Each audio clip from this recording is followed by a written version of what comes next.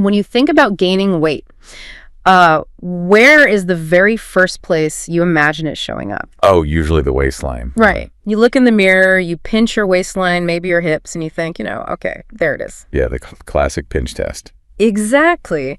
But what if the most dangerous fat accumulating in your body, like the fat that is actually putting you at the greatest medical risk, isn't something you can pinch at all? That's the scary part. It is. And what if I told you the very first place it starts packing in is actually the back of your tongue? It sounds like a completely wild concept, honestly. I mean, maybe even a little unnerving for people listening. Oh, 100%. But it is deeply rooted in our biology. We are talking about a totally different kind of tissue than, the stuff we obsess over in the mirror. And that is exactly why we are taking this deep dive today. Because the mission here is to to cut through the absolute avalanche of internet noise. Oh, the infinite morning routine hacks. Yes. The hacks, the junk science surrounding metabolism and belly fat. We really want to give you, the listener, a shortcut to being well-informed on what actually dictates your metabolic health. Which is so needed right now. It really is. So, to do that, we are leaning on a massive stack of hard science today. The good stuff. Right, the good stuff. We're pulling from clinical guidelines from the Mayo Clinic and Scripps Health. Some really fascinating trials out of Clinical Nutrition and Aging News, plus a comprehensive literature review from Rehab in Review, some myth-busting reality checks from the Indian Express, and the latest metabolic research from Dr. Becker. It is a phenomenal stack of data. I mean, it fundamentally changes how you view your own physical architecture, really. It really does. But before we can even touch on how to optimize your metabolism or, burn fat, we really have to define the actual enemy. Right, because this isn't about looking good in a swimsuit. Exactly. This conversation has absolutely nothing to do with aesthetics. Yeah. It is entirely about internal structural health. Yeah, and when I was reading through the clinical distinctions from Scripps Health and the Mayo Clinic, I realized I had totally been lumping all fat into just one category. Most people do. Yeah, but they are emphatic that we have to distinguish between subcutaneous fat and visceral fat. They are essentially two entirely different organs. I mean, subcutaneous fat is the tissue most people are familiar with. The pinchable stuff. Right. Sub meaning under, cutaneous meaning skin. It's the soft, jiggly layer just under your skin. And from a strictly metabolic standpoint, it's relatively benign. Okay, so it's not the villain. No, not at all. It's your body's standard evolutionary long-term storage unit. You can kind of think of it like Tupperware. Tupperware, okay, I like that. But visceral fat doesn't behave like Tupperware at all, does it? Not even a little bit. Because reading Dr. Becker's breakdown, I kept trying to visualize how this works inside the body, and I hit on this idea of a FedEx box. Oh, I like where this is going. Right, so for you listening, imagine your body is a FedEx box. You look at it from the outside, and the cardboard box might look small and, perfectly fine. Right, completely normal. But inside, it could be completely packed to the brim with those hard, dense styrofoam packing peanuts. The worst kind of packing material. The absolute worst. And those peanuts are putting intense, suffocating pressure on whatever fragile item is inside the box. That is a brilliant visual, because visceral fat is, this hard fat packed deep inside your abdominal cavity. Like underneath the muscle. Exactly. It physically wraps around your internal organs. It chokes the liver, the pancreas, the intestines, the heart. Wow. And it doesn't just sit there taking up space like the Tupperware does. It is highly metabolically active. Meaning it's actually doing things. Bad things, yeah. Visceral fat operates like this unauthorized rogue organ that just continuously pumps inflammatory chemicals directly into your bloodstream. And the literature calls these chemicals cytokines, right? Yes, cytokines. But Dr. Becker listed specific ones like interleukin-6 and tumor necrosis factor alpha. Yeah, those are the big ones. Those names sound absolutely terrifying. I mean, tumor necrosis, what are they actually doing to the body? Well, think of those cytokines as a constant blaring biological fire alarm. Tumor necrosis factor alpha, for example, it actually interferes with your body's insulin receptors. Wait, it physically blocks them? Yes. It physically blocks your cells from absorbing sugar from your blood, which is what leads to insulin resistance. Oh, so the sugar just stays in the blood. Exactly. Your blood sugar stays high, so your body panics and pumps out even more insulin, which just drives even more fat storage. So it's a vicious loop. A completely vicious loop. And this chronic low-grade inflammation is exactly why excess visceral fat is explicitly linked to 14 different types of cancer, heart disease, and type 2 diabetes. That is wild. And Dr. Becker also pointed out that 30% of American adults now have fatty liver disease. Which is staggering. 30%, you mean 30? 30. Nearly 1 in 3 adults. And it is largely driven by this exact mechanism of visceral fat just infiltrating the organ. Which I guess brings us back to my opening question about the tongue. Right, the tongue fat. Because visceral fat infiltrates everywhere, so a person can be completely thin on the outside, have a perfectly normal body mass index, but be incredibly sick on the inside. Totally. The scale is completely lying to you. It's a liar. It really is. It cannot differentiate between harmless subcutaneous fat and dangerous visceral fat. And as Dr. Becker notes, one of the earliest places this rogue fat accumulates is the back third of the human tongue. That is just so weird to think about. It is. I mean, a normal tongue is marbled with a tiny bit of fat, kind of like a good steak. Okay. But as visceral fat increases globally in the body, that marbling gets thicker and heavier. But you wouldn't even see it. I mean, nobody's looking at the back of their tongue in the mirror. No, the only way you might know is if your partner complains that you've started snoring out of nowhere. Oh, because it blocks the airway. Precisely. When you go to sleep, that heavy fat-infiltrated tongue relaxes, it falls backward, and physically blotter your airway. You can literally develop severe sleep apnea while appearing perfectly thin, all because of invisible visceral fat. That is terrifying. But also, because it is so hidden and yet so physically destructive, I feel like it's created this massive breeding ground for predatory quick fixes. Oh, 100%. It's an entire industry. Right. When people realize they have stubborn belly fat, they panic. They go online and are immediately bombarded with these miracle cures. And we absolutely need to clear away that junk science right now. Let's do it. Let's look at the piece from the Indian Express because they tackled one of the most pervasive myths on the internet right now. The lemon water. The morning lemon water routine. Every influencer claims that drinking hot water with lemon melts belly fat and, detoxes your system. I see this everywhere. And the scientific consensus on this is incredibly clear. There is zero evidence that adding lemon to water accelerates lipid metabolism or fat burning. Zero. None at all. And the whole concept of detoxing through a beverage is, well, it's biologically nonsensical. Because we have organs for that. Exactly. You already possess the most sophisticated filtration system on the planet, your liver and your kidneys. The squeeze of citrus does not magically enhance their cellular function. The other claim that drives me absolutely crazy is that lemon water balances your body's pH. Which is metabolically impossible from a dietary standpoint. Yeah. I mean, your blood maintains a very tightly regulated pH between 7.35 and 7.45. Yeah. It uses this intricate bicarbonate buffer system in your lungs and kidneys to maintain this. Right. If drinking acidic lemon juice actually altered the pH of your blood, you wouldn't lose weight. You would go into metabolic acidosis and end up in the intensive care unit. Okay, so lemon water is great for hydration. It gives you a nice hit of vitamin C. And sure, if you're drinking it instead of like a giant caramel frappuccino, you will lose weight because of the calorie deficit. Yes, simple substitution. But it is not a magic potion. So what about the physical interventions? Like the belly fat burner pills or doing 100 sit-ups a day? Well, Scripps Health is very explicit on this point, too. Spot reduction is a biological myth. You can't just pick where you lose the fat. No. When your body needs energy, it mobilizes fat globally from all over the body, not just from the area you are currently flexing. Doing endless crunches strengthens the abdominal muscle, sure, but it does absolutely nothing to the visceral fat sitting underneath it. And those over-the-counter supplements they warn about, the fat burners. They aren't just useless, they can be actively dangerous. Right, because they're not regulated. Exactly. Because they don't require FDA approval for efficacy before hitting the shelves. They are frequently packed with just massive doses of unregulated stimulants. Just pumping you full of caffeine and who knows what else. Right. They rely on jacking up your heart rate to artificially increase calorie burn. And the side effects, like severe heart palpitations, anxiety, hypertension, those are really well documented. While their long-term efficacy on actual visceral fat is practically zero. Practically zero, yeah. Okay, wait, hold on. If there's no magic pill, if lemon water is a total bust and we can't exercise the fat away with crunches, how does the body actually get rid of these styrofoam packing peanuts? I know, it feels like we're stripping away all the options. Are we just doomed to eat like plain boiled chicken and run on a treadmill forever?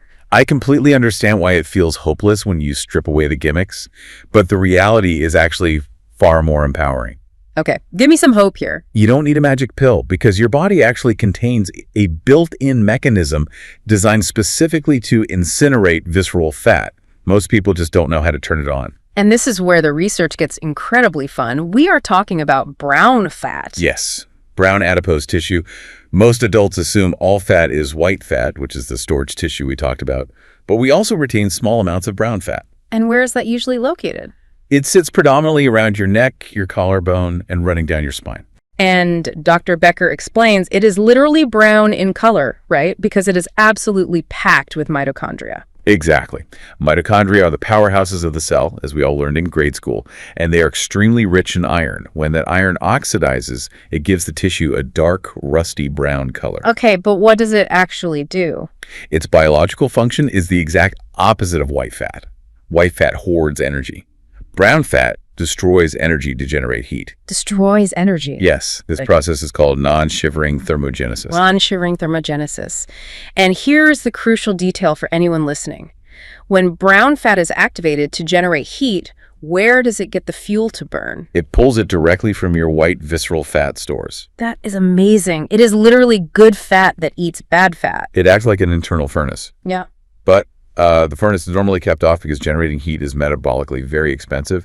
The body saves it for emergencies. So how do we trigger the emergency? Like, how do we turn the furnace on? Dr. Becker mentions cold exposure. Ugh, the ice baths. Yeah, taking an ice bath, doing a cold plunge, or honestly, even just sleeping in a cold room set to 65 degrees. And what happens when you do that? Well, when your skin senses severe cold, your nervous system kind of panics. It releases a surge of adrenaline, specifically targeting something called beta-3 adrenergic receptors located on the surface of the brown fat cells. I picture those beta-3 receptors like the ignition switch in a car. That's a great way to look at it. The adrenaline puts the key in, turns it, and the brown fat engine just roars to life, pulling in visceral fat to burn as fuel to keep your core temperature up. That is exactly what happens. That sounds incredibly efficient, but I mean, I have to push back here. Ice baths are miserable. They are not fun. No, and most people are not going to routinely submerge themselves in freezing water.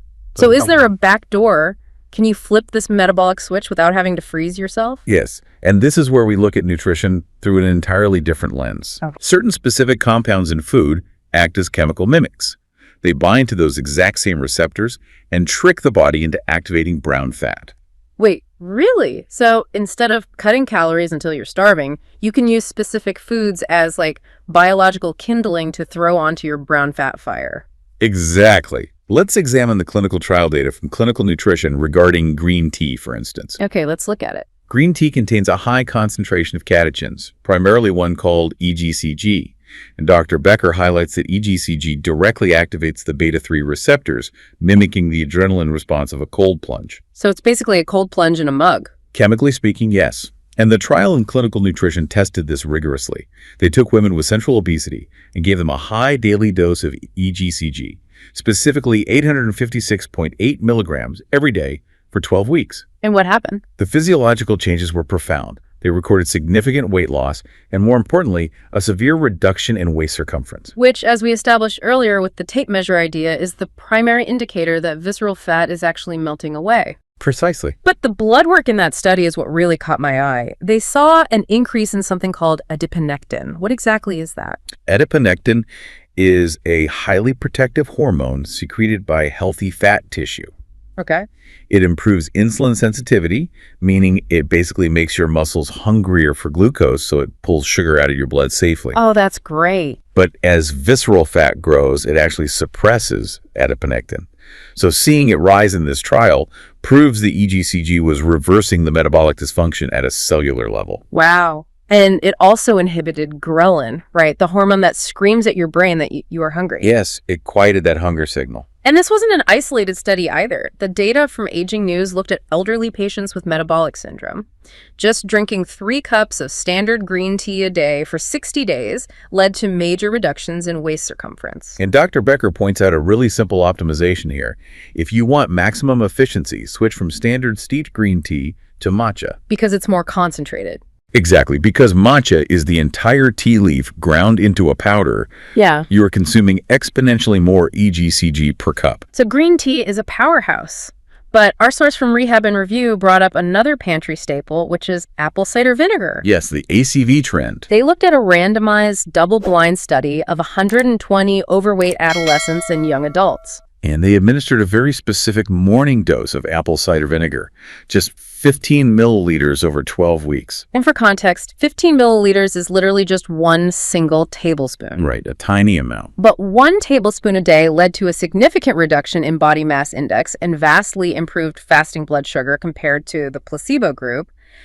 How does a single tablespoon of vinegar do that? It comes down to acetic acid. Acetic acid. Yeah.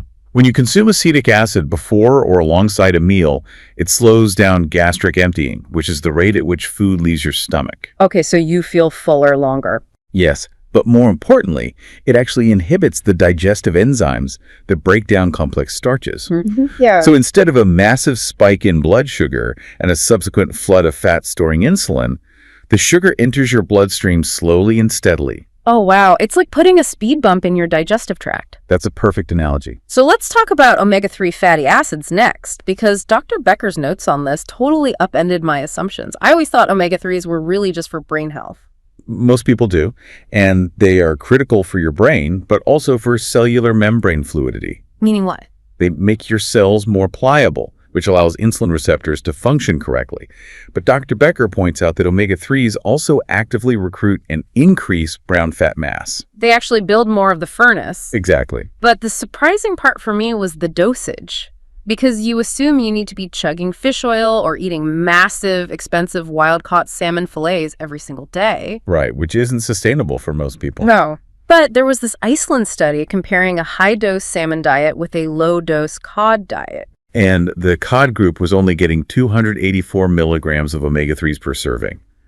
To visualize that, 284 milligrams is the equivalent of eating just 4 small Gulf shrimp. That is a tiny amount. It is. And yet, the group eating the cod still lost an average of 10 pounds over 8 weeks, completely matching the metabolic benefits of the heavy salmon group. It completely proves you don't need a massive, overwhelming dose to flip the metabolic switch. Just a modest serving of omega-3 rich seafood a few times a week keeps the brown fat active. That makes it incredibly accessible. And we also see this chemical trickery with spices, right? Oh, definitely.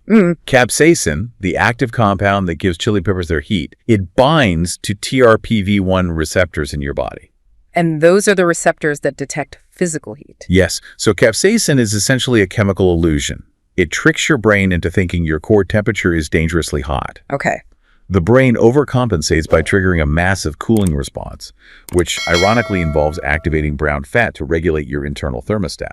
That is so cool. And there's also a compound called ursolic acid, which you find in apple peels, rosemary, and sage. Yes, ursolic acid is fascinating. Dr. Becker notes that it can actually induce the browning of white fat. It forces your sluggish storage fat to behave like energetic brown fat. You are literally recruiting your stubborn packing peanuts to join the fat-burning army. I love that. It is brilliant biology. But we have to address the elephant in the room here. The insulin trap. Right. Because what you consume is really only half the equation. You could drink gallons of matcha and eat chili peppers all day long, but if the internal environment is wrong, your body is biologically blocked from accessing those visceral fat stores. It all goes back to insulin. Dr. Becker emphasizes that your body operates in 2 distinct, mutually exclusive states. You're either in storage mode or you're in burning mode. You cannot be in both. So how does insulin control that? Think of insulin as the bouncer at the fat cell club. Okay, the bouncer. Yeah, when you eat a meal, especially one rich in carbohydrates, your blood sugar rises and insulin spikes to handle it. And while insulin is high, the bouncer is standing there and the doors to your fat stores are locked tight. The body is in strict storage mode. Exactly. It will not burn a single ounce of visceral fat, no matter how much EGCG or capsaicin is in your system. Wow. This is why meal timing is the ultimate master switch, isn't it? It really is. By simply compressing your eating window, you change the whole environment. Like if you stop eating at 8 p.m., go to sleep, and just wait an hour or two after waking up to have breakfast, you effortlessly create a 12 to 16-hour window where you are consuming 0 calories. And during those hours, insulin drops back to baseline. The bouncer goes home. The door's open. The door's open. Your body still requires a massive amount of energy just to keep your heart beating, your lungs expanding, and your brain functioning. So without a constant drip of food, it is forced to pull that energy directly from the unlocked visceral fat. That makes so much sense. Now, what role does physical movement play in this? Because the Mayo Clinic and Scripps guidelines we looked at are very specific, they recommend 150 minutes of moderate aerobic activity, but they heavily emphasize twice-weekly strength training. Right. Why focus on lifting weights if the goal is burning belly fat? Because muscle is a highly metabolically expensive tissue. It acts as a massive sink for blood sugar. The more muscle mass you have, the more calories your body burns at rest just to maintain it. So it's burning calories even when you're just sitting on the couch. Precisely. When people lose weight purely through calorie restriction, like crash dieting, they often lose muscle mass along with fat, which just craters their metabolic rate. Which is why they gain it all back. Exactly. Strength training preserves the engine. They also highlight high-intensity interval training, or HIIT, as showing the strongest clinical evidence for specifically targeting visceral fat. Okay, but we also have to acknowledge the reality that for some people, lifestyle interventions, eating apple peels, compressing feeding windows, doing HIIT, it simply isn't enough to overcome deep, entrenched metabolic dysfunction. That is a very crucial point. Sometimes the biological hardware is just too damaged for dietary software updates. Right. And the medical community finally has tools that address this safely, specifically GLP-1 receptor agonists, like semaglutide. Scripps and Rehab in Review both dug into this. How do these drugs actually work? Because they aren't just stimulants like those old diet pills we talked about earlier. Well, GLP-1 is a naturally occurring hormone that's actually produced in your gut when you eat. Okay. It does two profound things. One, it talks directly to the appetite centers in your brain to signal that you are full. And two, it significantly slows down that gastric emptying we talked about. Like the apple cider vinegar does. Exactly, but much more powerfully. Medications like semaglutide mimic this hormone, but they last much longer in the bloodstream. They essentially fix the broken communication loop between the gut, the pancreas, and the brain. And the clinical results are staggering. I mean, look at this STEP HFP-EF-DM trial discussed in the literature. They took adults with obesity-related heart failure and type 2 diabetes. Really sick patients. Right, patients whose hearts are literally being suffocated by visceral fat. And they administered a 2.4 milligram weekly dose of semaglutide. Over a year, those patients saw a 9.8% reduction in total body weight, which vastly outperformed the placebo. But more importantly, their heart failure symptoms dramatically improved. Because the physical burden of the visceral fat was lifted off the organ. It's truly life-changing technology for the people who need it. It is. But looking at the entire spectrum of this deep dive, whether you are relying on medication or compressing your eating window or relying on matcha and omega-3s, the unified consensus from Mayo and Scripps is that sustainability is the only metric that matters. It's the only way. Slow and steady changes the baseline. If your protocol makes you miserable, you will inevitably abandon it and the visceral fat will return. Yeah. And I cannot stress this next point enough. You must throw away your bathroom scale. Yes. Ditch the scale. It is a terrible data point. It really is. It measures everything simultaneously.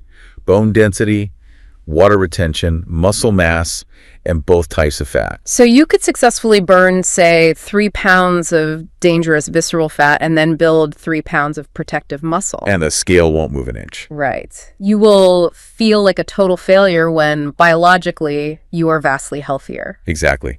Just by a simple fabric tape measure your waist circumference right around the belly button. Yeah. That single number is the truest, most accurate at-home indicator that your internal environment is healing. So what does this all mean for you listening? It means that visceral fat is dangerous, it's highly inflammatory, it hides around your organs, and it drives chronic disease. But it is also incredibly responsive. Yes. You are not stuck. You have so many levers you can pull, from brown fat thermogenesis to insulin management. You really do. And I want to leave you with the final thought to mull over. Okay, let's hear it.